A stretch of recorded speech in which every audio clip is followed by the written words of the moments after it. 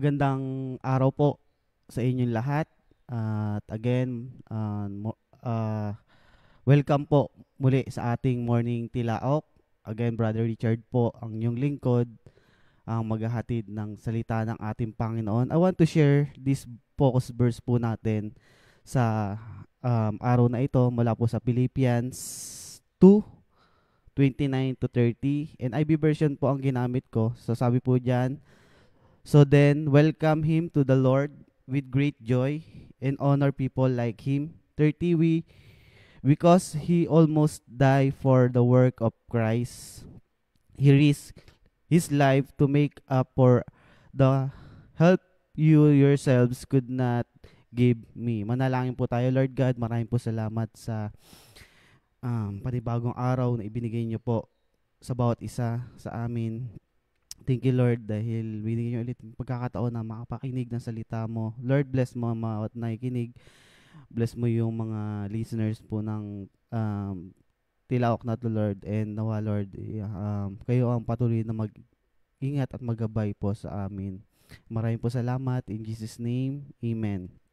So, ang title ko po sa araw na ito ay Honor the Servant of God. So, ipinaalala sa focus verse po natin sa araw na ito ang kahalagahan po ng pagpaparangal at pagpapahalaga sa mga taong tapat na naglilingkod sa ating Panginoon. Mga taong pinili o yung pinili ni Lord upang pamunuan ang kanyang kawan, sila po yung ating mga pastor.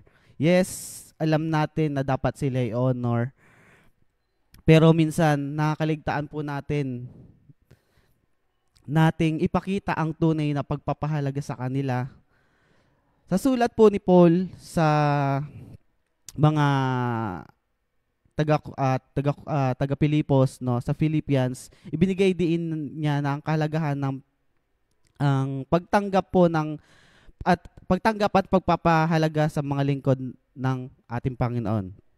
Hindi nila siguro, 'di ba? Hindi sila basta pastor na tagapagturo sa mga miyembro o sa buong congregation o sa simbahan, dahil napakahalaga po ng kanilang tungkulin, no, gampanin. Hindi sila binigay ng ating sa atin na walang dahilan, kundi tatanggapin natin sila, no? Tanggapin natin sila.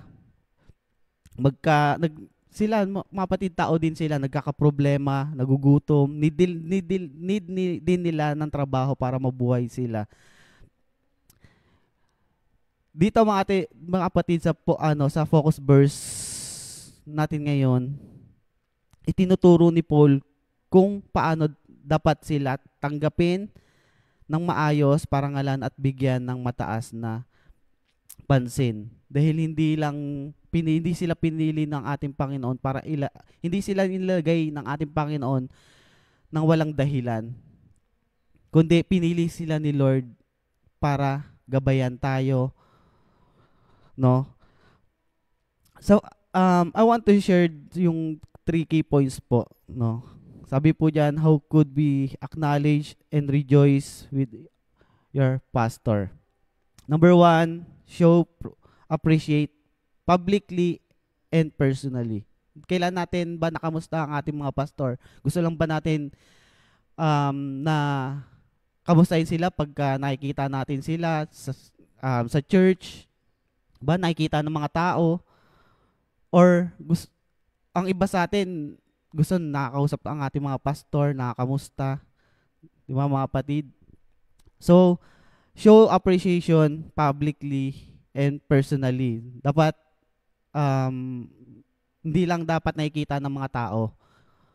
Uy, nakikita itong taong to, laging binabati ang ating pastor. Hindi mga kapatid, dapat publicly o personally, dapat makikita na binibigyan natin ng pansin ang ating mga pastor.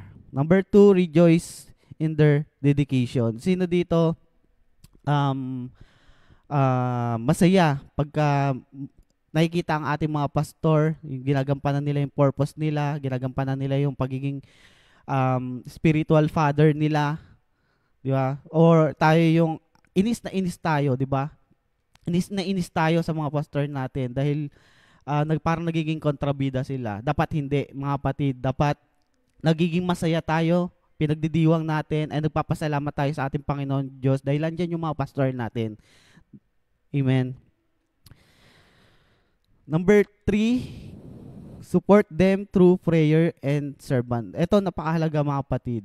Hindi lang dapat tayo yung nakaka-receive ng prayer mula sa ating pastor. Yes, sabi ko nga kanina, tao sila and sila.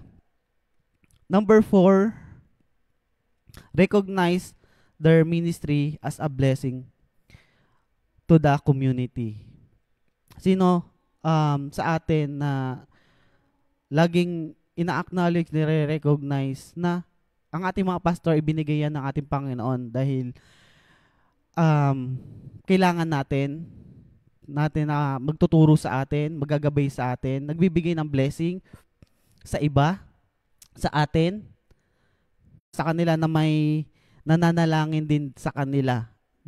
Yun yung sabi ko kanina na importante na yung prayer nila ay yung prayer na magmumula sa atin para sa kanila dahil kalakasan din sa kanila yon. Need din nila ng encouragement. Sino sa atin na ini-encourage yung ating mga pastor, no? And need na may nakikinig sa kanilang mga plano para lumago ang kingdom ni Lord.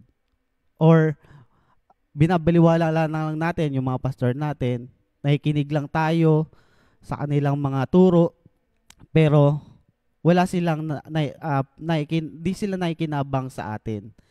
Dapat, mga kapatid, dito tinuturo sa focus verse natin na kung paano natin i-honor ang ating mga pastor. Dahil napakahalaga ang kanilang gampanin, yung mga ginagawa nila sa loob ng simbahan, sa mga miyembro. So, kung sacrifice lang din ang pag-uusapan, no? Kung ilang taon na po ang TSCCFI o yung mga churches po natin, ganun din katagal, nagtatiyagang magsumikap ang ating mga mahal na pastor. They have been paying a price na kailanman ay hindi matutumbasan. Hindi ito mababayaran.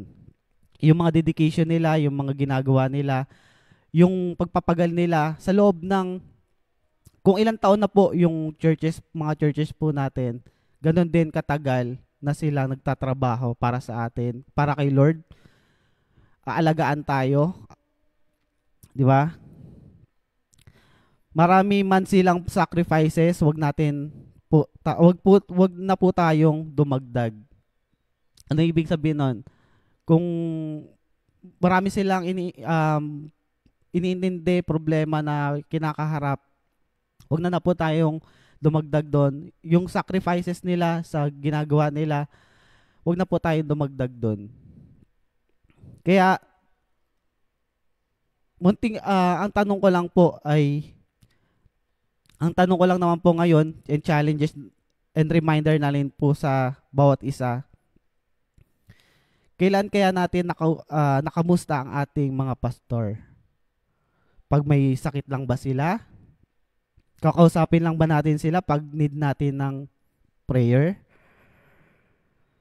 Kakamustahin lang ba natin sila kung gugustuhin natin or naisipan natin? Or pupuntahan lang ba natin sa bahay nila pag may kailangan tayo? Dapat, mga kapatid, bigyan natin ng mataas na pagpaparangal ang ating mga pastor. Hindi sila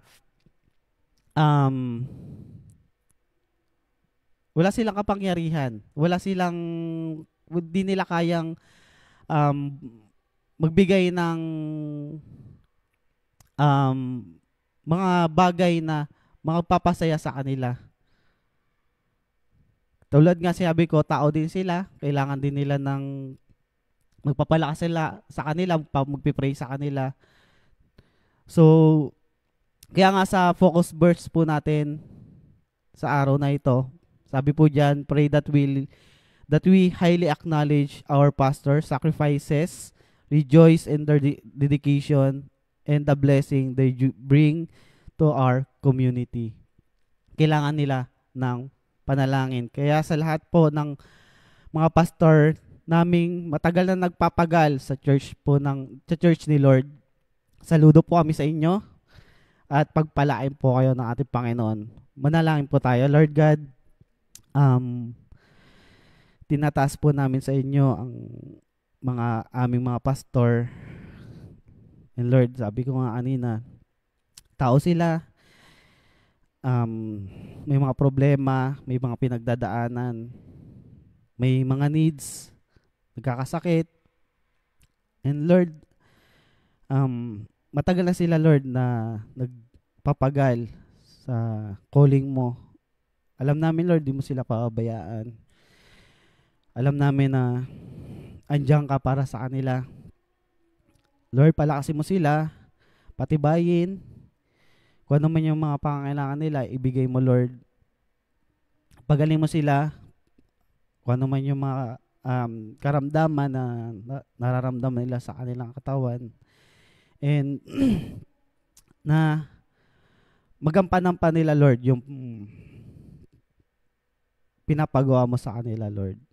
And Lord, nawa, Lord, na lumago ang bawat churches na hinahandle nila, hinahandle nila at tinuturuan nila. Kaya na, Lord, nang palakas sa kanila, Lord. And huwag mo silang pababayaan, bigay mo yung blessing na nararapat sa kanila. Ganun din, Lord, diyatas namin, Lord, yung mga tao, Lord, na nangangailangan, Lord, ng kaligtasan, na nawawala, Lord, sa kanilang buhay. Lord, abutin mo sila, huwag mo silang pababayaan. Kailangan nila, Lord, ng isang takapagligtas. Kailangan nila, Lord, ng magagabay sa kanila. Lord, dalahin mo sila sa kanilang, dalahin mo yung mga paa nila, yung buhay nila sa iyo, Lord, na upang, Lord, na makita nila yung kahalagahan, Lord, ng pakikinig ng salita mo. Abutin mo sila, huwag mo silang pababayaan. Ganun, Lord, tinataas namin sa iyo ang bansang Pilipinas. Nakikita naman at di nyo po, alam namin na hindi nyo hahayaan, Lord, na maging ganito na lang yung aming bansang Pilipinas, na walang nangyayari sa mga issue, Lord, ng bansang Pilipinas. Kayo, Lord, ang gumawa ng way para, Lord, maalis yung mga namumuno sa amin na gumagawa ng mali, ng kasamaan.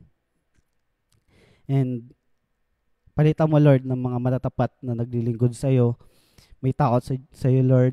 May takot sa masamang gawain, Lord. Masamang gawa. At maging kagamit-gamit sila, Lord, sa tahanan mo, Lord, sa kingdom mo, lalo sa bansang Pilipinas. Maraming po salamat, Lord, sa katugunan na ibinigay niyo sa amin. Maraming po salamat. In Jesus' name, Amen. So maraming po salamat sa patuloy na pakikinig ng Morning Tilaok. No? Pa-like and share na rin po. Comment lang po kayo ng mga prayer requests, no? May mga prayer requests po kayo, and comment nyo lang po, and patuloy nyo lang po subaybayan ang aming Morning Tilaok and Sundays celebration. Maraming po salamat.